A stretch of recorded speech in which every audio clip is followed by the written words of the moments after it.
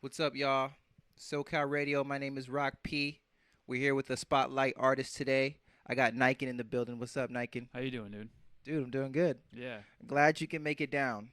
Yeah, I'm actually glad I could make it too. I have a lot to talk about today. Okay, yeah, you've been telling me all week that you have a lot to talk about, a lot of juicy. In the email, you Juicy. said juicy conversation, and no Yes. artist has ever said that to me in the email. So we're gonna find that with, Well, with only because usually you'll have an artist come here and he'll want to talk about his music and everything, yeah, and we can. yeah. I'm sure my music is different Mhm. because I'm a music scientist, so I definitely been some weird things, but Yeah.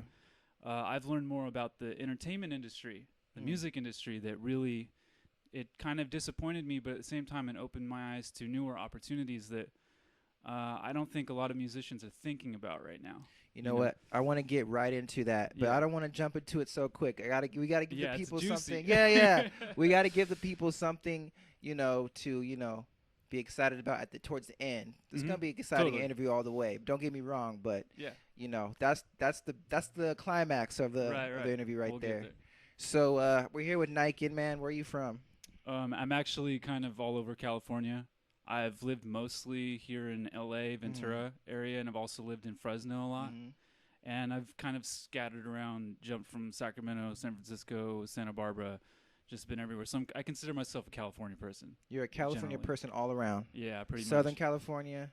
Kind of like just because I've been up to the NorCal too. I just wasn't up there as much as the SoCal. So Okay. I guess dominantly SoCal.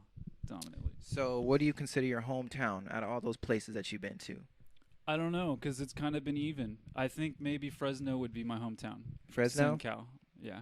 You said what kind of cow? Central Central Cal. cow. SenCal. Sen cow. Yeah. I've never heard anybody say that before. Yeah, the Central Valley. As a SenCal. as a SoCal native and pretty much person who's been in SoCal all their life, I've Yeah. never heard anybody say SenCal. I've only heard NorCal. That's a new Well, one, that's huh? a new one. I'm Yeah. glad that you brought that to You us, know, it's Nykkyn. actually there's a lot of stuff going on over there. You really wouldn't think about it because they don't get a lot of advertising going on or anything. It's Mhm. mostly underground. Okay. So hip hop and house music pretty much rules Fresno in my mind. That's the Mm. way I see it. I mean, they're ruling Fresno right now. So what would you consider like I listen to your music and I have my own perception of what I think it is, but what do you consider your music? What do you call your music? It's kind of well, it's drum and bass. The whole foundation is drum and bass, and I'm trying to make it more and more like the Mhm. neurofunk drum and bass they have. They play it at EDM raves and shit like that. But Mhm. it's kind of like it's got a blend of rock and roll and hip hop with it. Mm. So I feel like I could name off a few of my influences. I think of Rage Against the Machine. Mhm. I think of the Metalheads. I think of DJ Kubert. I think of the Beastie Boys. Mm. Things like that are kind of avant-garde, but they made kind of a mark. Okay. So yeah, I guess that would be kind of what I am, but it's mostly drum and bass. Drum and bass. Yeah. Okay. Yeah, when I heard it I was like, yeah, it's kind of got a bounce to it. Uh I don't want to call it like electronic or I don't want to call it any sort of EDM or anything like that. Yeah, 'cause I don't want to quite call it house either. yeah, it's different. Yeah, yeah, yeah. But I wish one of my engineers, his name's Quinn. Yeah. He's a young producer coming up in the ranks, and he does a lot of drum and bass too. He has an Nice. appreciation for it. Yeah. He comes from that background, and but right now he's doing a lot of trap. He's working with my partner doing. But I really wish he was here. You guys would have vibed out a lot on that. But we're Yeah. gonna vibe out on it too, though. We're gonna hopefully play some a little bit later on. Yeah, for sure. Uh, yeah, we're here with Nykkyn, SenCal, Yeah. Fresno. So, what else were you interested in learning about? About you? Yeah, I guess. Everything, bro. So where you're from. The next thing I want to talk about is what kind of projects are you working on right now? No, no. I just I'm sorry. I want to talk about your production style.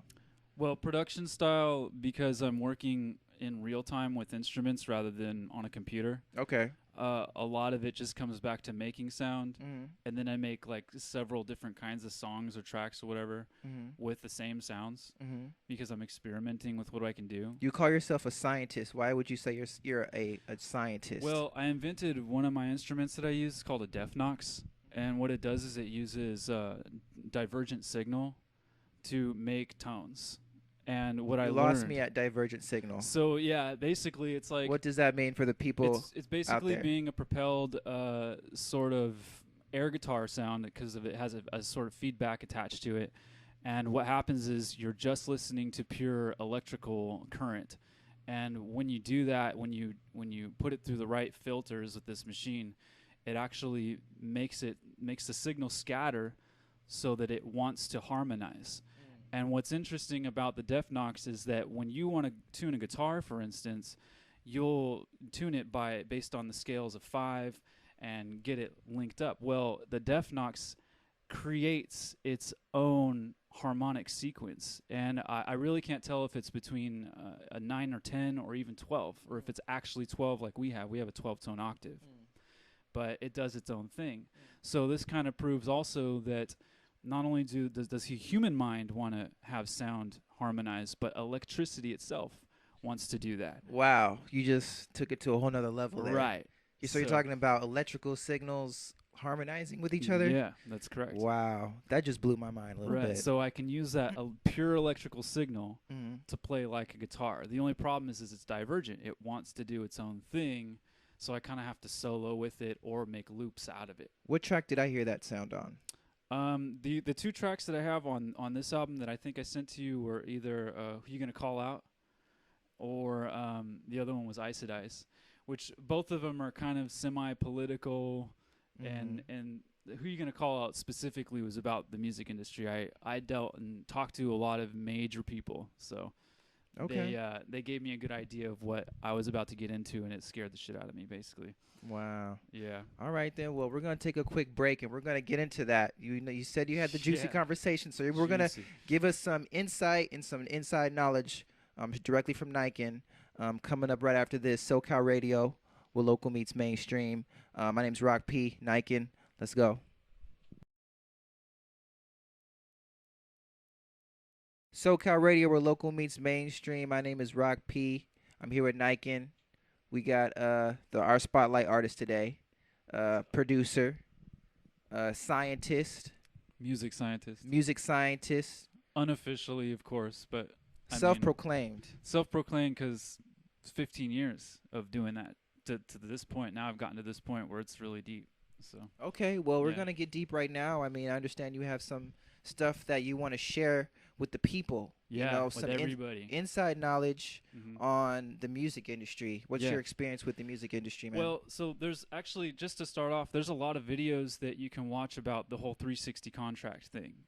And a lot of that whole music industry thing has to do with the fact that the people who are running record labels themselves are a lot like a Kirby salesman, Kirby vacuums.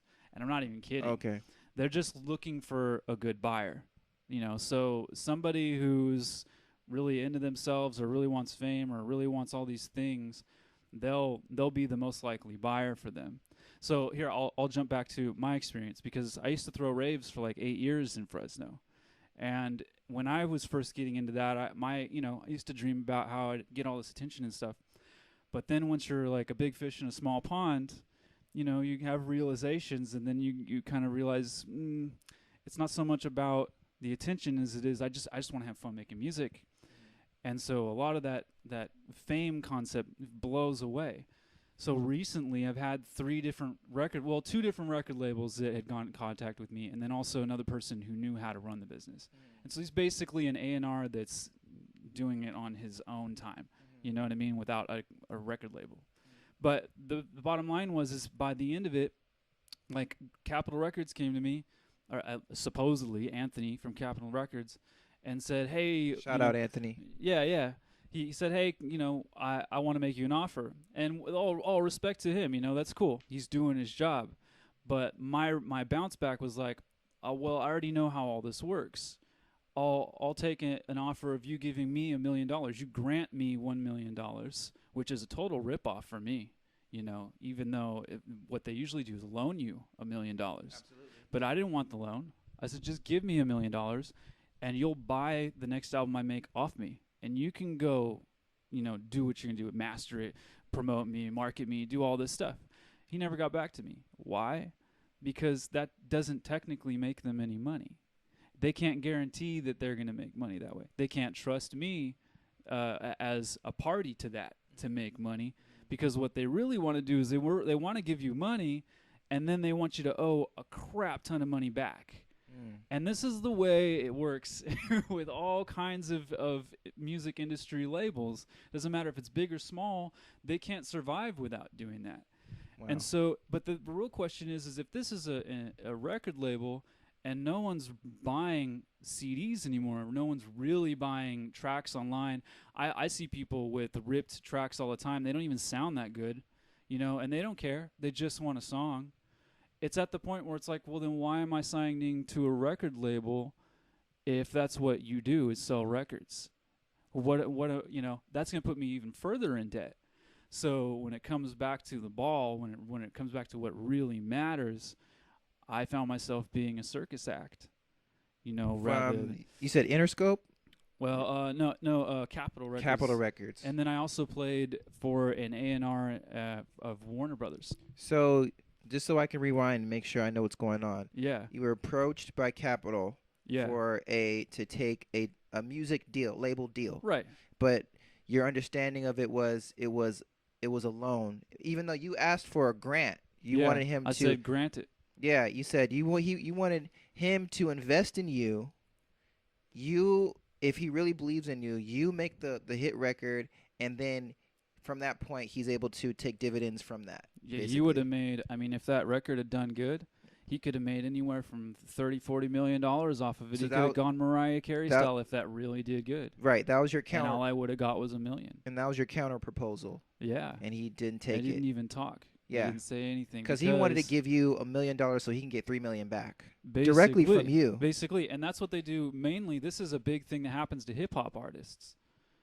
Because with hip-hop now that's so saturated, it's a dime a dozen. And they'll go to a hip-hop artist just because they know they can get one good song, plop it on the radio, play it over and over, drill it into someone's head until they can't forget it anymore, and they remember that fool, and they make all this money off a hip-hop artist that goes like $200 million or $200,000 in debt off of $1 million loan. And that's the A&R you're talking about. Well, who is this person that you're talking about? This A&R, Anthony, is the person who offered that deal. But what I'm saying is you can go online and watch YouTube videos about all kinds of, even Prince. He was on Jay Leno talking about this back in the day. But they're talking about that stuff now. Wiz Khalifa's talking about that stuff now. So label's number one goal is to offer you a deal that's going to make them money. Pretty much. Well, that's but to they most put you in debt so that they can keep continue you around. continue to make money off of right, you. They're like a bank, around. basically. Yes. So KRS-One said that too. Why isn't this well known? Why don't more people know this? I think the main reason why is just because everyone's getting caught up in the hype of things. I get to be, just like I was saying, I get to have the attention, I get to be the musician, I'm going to sign to a record label and they're going to make me famous, but they're not really thinking about what that means on paper. For instance, they want you to stay in debt so you can pay them off forever. Pretty much, and even the way to pay off $200,000, how are you going to do that? You're going to take out another loan, make another album, and then what? Now you're $500,000 in debt? It just keeps going. What the people have to realize is when you get a record deal, it's a loan, So when you get an album, that's dollar signs in the label's pockets, not your pockets. Pretty much. You're in debt. You're in debt to the label, so they're going to say jump, and you're going to say how high. Right. Because I also have a solution to that too, though. Okay, we're going to get to that solution right after this break. Yeah. So, already know what it is. I'm here at Nykkynn. He's dropping super knowledge right now. You guys need to stay tuned to this. My name is Rock P, SoCal Radio. Coming up next.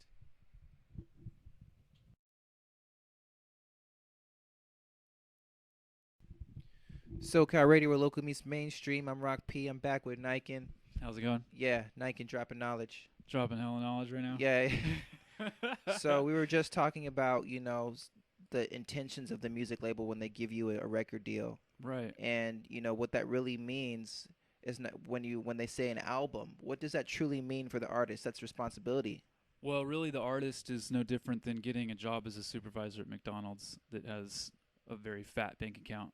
But once that person realizes what's going on, and wants to jump ship, they'll have no choice. You're not going to get another job that has that kind of income. Eventually, they can go bankrupt and have to file bankruptcy. But if all that happens, they'll confiscate everything they own. So they kind of get stuck to the label. You know what I mean? Mm-hmm. It's kind of like like we were talking about earlier. You kind of become an audio slave Mm-hmm. in a lot of ways.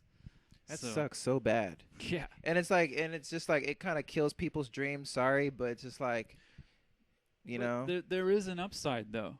what's the good side? What's the upside? Because right now there's a lot of independent musicians, and this is why indie rock is the way it is. Indie rock kind of caught on because rock bands aren't doing as well as the new music is now. Pop music has kind of melded with EDM, and hip hop even did that a little bit, but they went their own direction and they're getting strange. So they're staying above the current, whereas rock and roll kind of it's faded out a little bit, and because they get to see what's going on, indie rock caught on and they're going down their own avenue. So when you start watching what they're doing, you see them getting on this website called indieonthemove.com. Indieonthemove.com is this website that it's basically this collection that keeps going of show availabilities, and they've got venues listed for days throughout the entire nation, and they're trying to I think they're trying to go for the world basically. It's like a never-ending tour. Right. But the thing is you've got to do it all yourself. They're not doing it for you. They're just saying, you pay us a small amount, and really it's nothing. If you're making a lot of money doing music, it's nothing compared to what you'd be paying to a record label. You know what I mean? So they say pay a little bit to us, and then we'll start, putting you out there to try and get you a show because we're representing you. We're saying, hey, we got this artist, and he wants to play at your show out in Colorado for who knows. So that website's really good.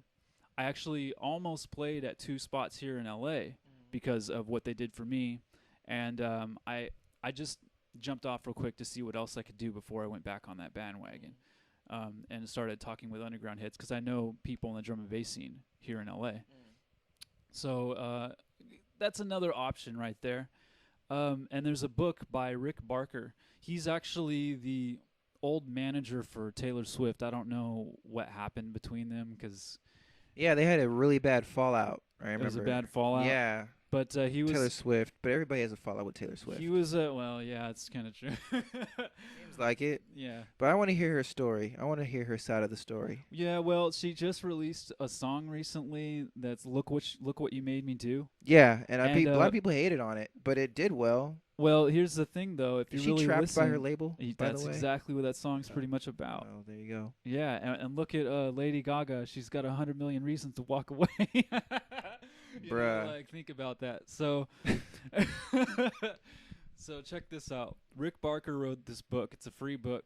You could look up Rick Barker Twitter and find him on Twitter. You just look it up on Google, and he'll give you. I mean, I think his link to that book is on his Twitter, and it's a good book. It explains a lot of different things you can do. His approach to it is being a brand, though.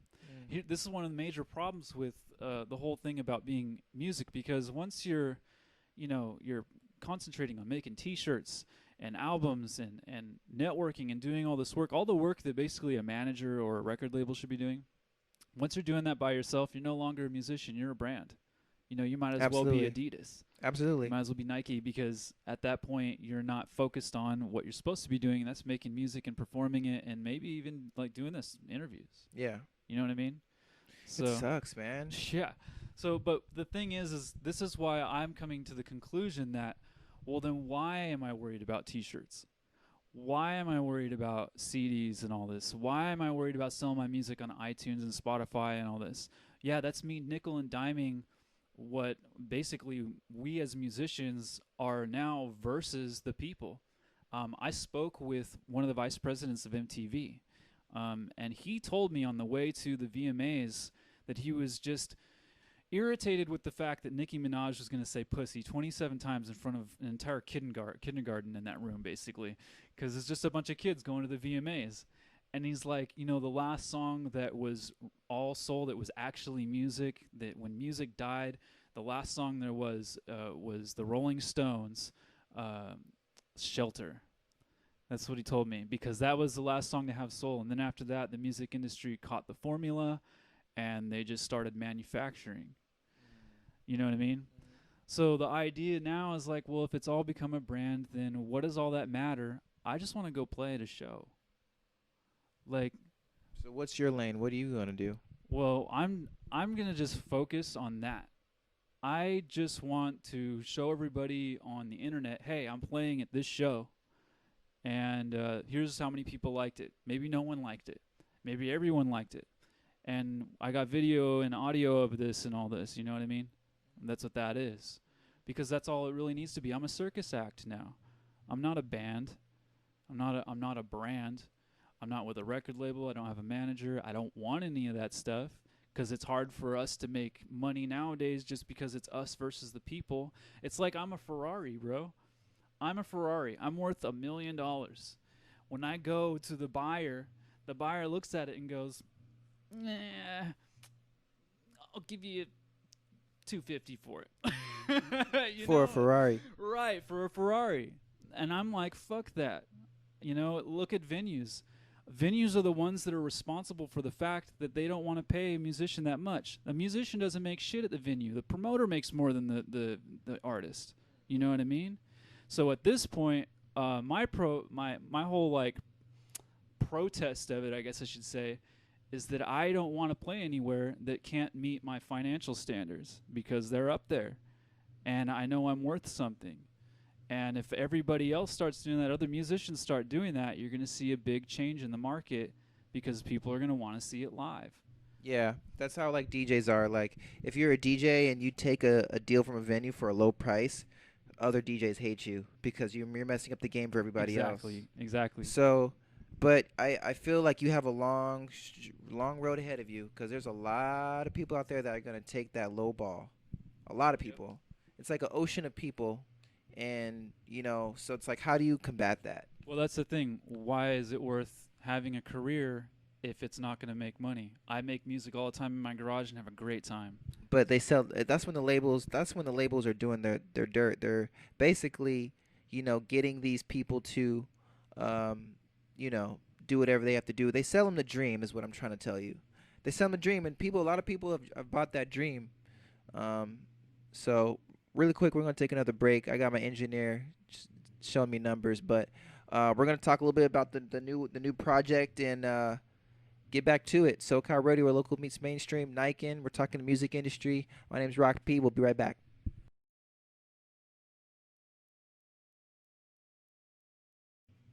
SoCal Radio, where local meets mainstream. Here at Nykkynn. Uh, man, so what? How can you tell the people, knowing what they know now about the music industry and their intentions and what it's like to really be an artist, from not from a musical standpoint, but from a business standpoint?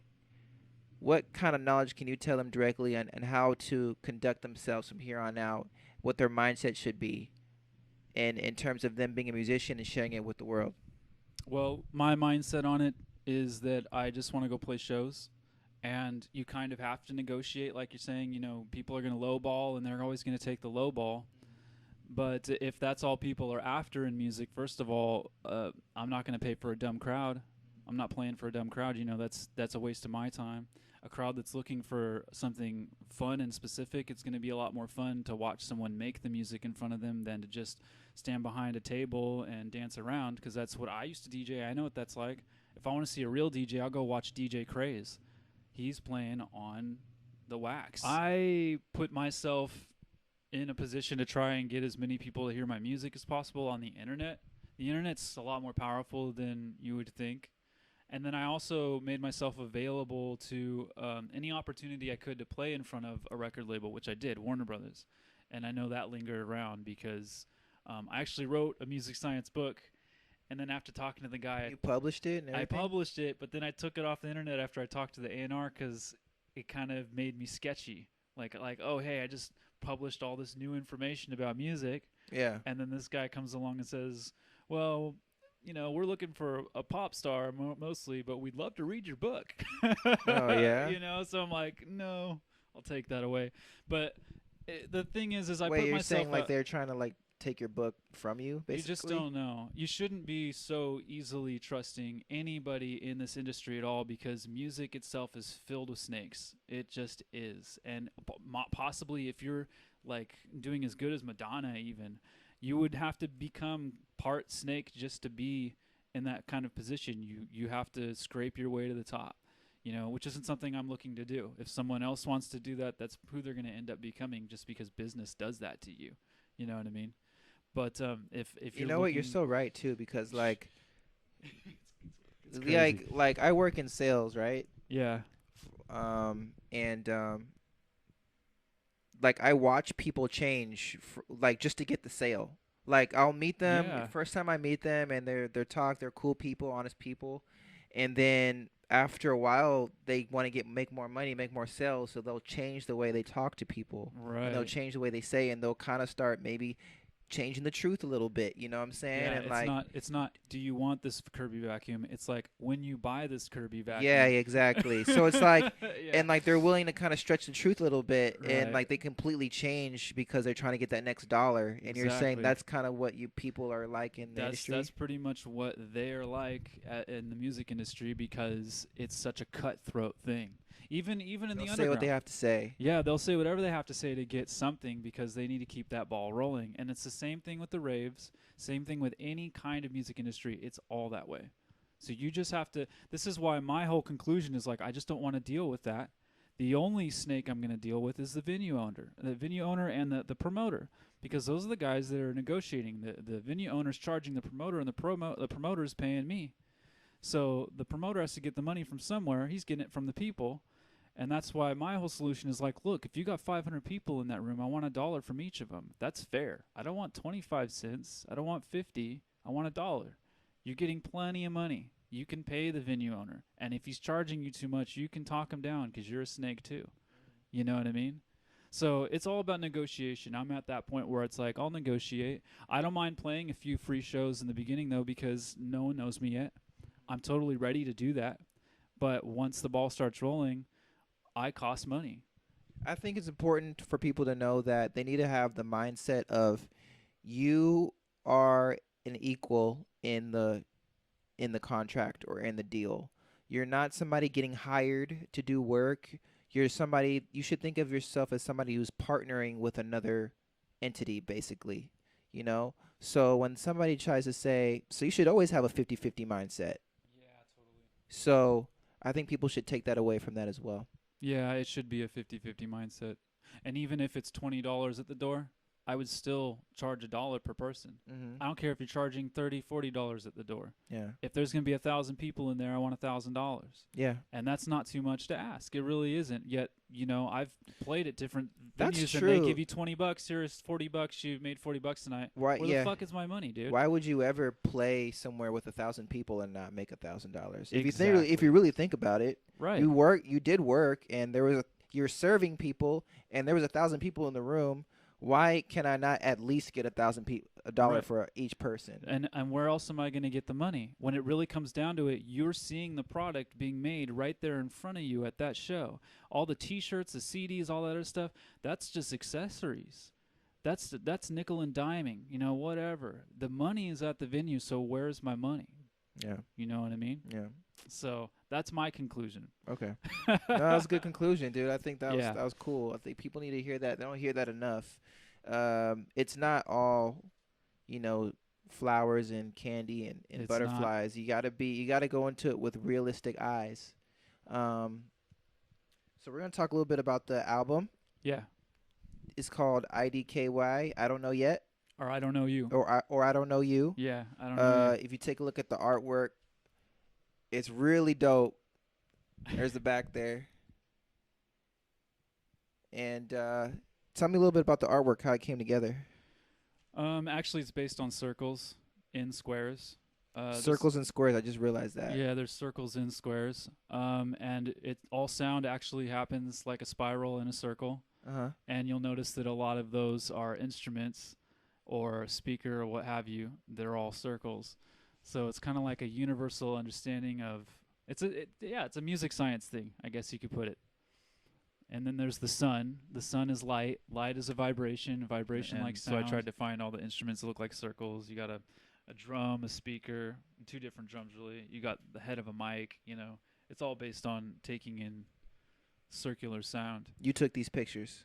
No, I just You stole them found off them. the internet. Okay. And in the back we got frequencies, or what are those? They're circles. You're just seeing them from the circles? side. You know what I mean? Okay. Yeah. It looks like frequencies. Yeah. So that's what the album art's about. Yeah. The album itself is it's based off of cold harmonics, which is something that I've been getting into. It gets away from basic harmonics. It breaks a lot of music theory rules in order to do it. But that's what it's about. You know, I just tried to make music that you couldn't emotionally feel, but you could still feel something, and it's, you know, still effective. Oh, got you. Yeah. So, and it was really, for me, it was successful. You know, I thought it sounded really cool. It sounds kind of futuristic, honestly. What kind of feedback are you getting from your fans? I don't get a lot of feedback. I just get a lot of likes and plays, really. I think people hear it and they're like, "That's weird." You know, it's to be understood. I don't care. But that's what it takes to be an artist that cuts through the noise. Yeah, You I got to be don't weird. care. Yeah, I don't really care. But the people who do hear it are like, "Whoa, that sounds crazy." You know, I hear crazy a lot, or badass. Actually, I've heard badass a lot too. So Crazy and badass are the most two things that describe your music the most I guess from so. your fans. Yeah, I guess so. There you go. I think that's a pretty good description. Fuck it. Yeah. A lot of people aren't getting that. Yeah. You know, there's people out there that aren't getting that right now. So Yeah, for sure. something. So yeah, that's pretty much it. And then I guess I could recommend that everybody, if you're gonna talk to a record label, get a lawyer first. Don't just talk to a record label. Go get an attorney. It's fucking serious. And then if you're gonna go down my route, negotiate with that promoter in the venue. You know, because otherwise you'll get screwed that way too. All your money's in the venue. So When they want to hear more about that, how can they get a hold of you? I'm at Instagram.com/Nykkynn, Nykkynn. I mean, you could easily get a hold of me on there. And then I also run my own media label, which is deluxethefool.com. But I really just use it to piss everybody off on Instagram and post a lot of fucked up memes. That's pretty much all I do on there. Some fucked up memes. Yeah. That's right. So, all right then. So you heard it first. You guys know how to get a hold of him. Nykkynn, get the new project. I don't know you. Yeah, it's on my Instagram. I'll have a link there and everything. And it's lit. Parental advisory. Totally amazing. You'll see that on the back. What's the deal with the clown, though? Oh, that's actually the media label. That's what I thought. I That's saw it what all that over the is. website. Yeah. Makes sense. Yeah. Go check it out, man. SoCal Radio, where local meets mainstream. Nykkynn, thank you for coming. Yeah, thank you. Yeah. You're a cool guy. Boom. Rock P. Let's go.